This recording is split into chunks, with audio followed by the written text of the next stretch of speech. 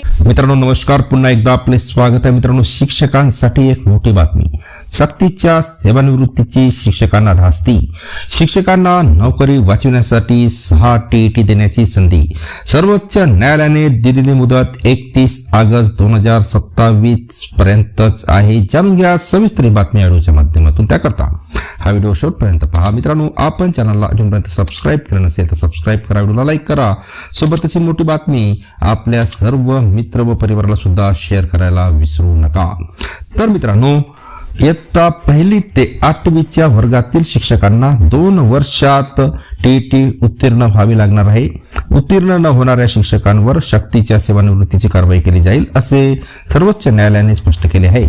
त्यानुसार शिक्षकांना न्यायालयाने दिलेली मुदत संपेपर्यंत 6 वेळा पात्रता परीक्षा देण्याची संधी मिळणार आहे.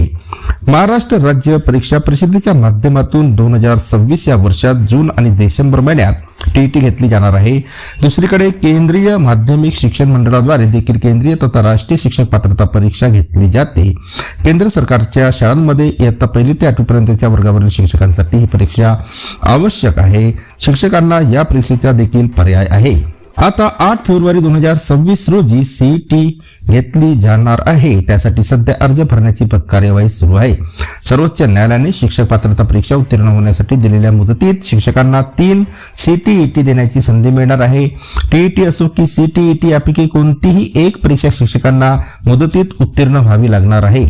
दरवर्षी 2 टीईटी घेण्याचे नियोजन.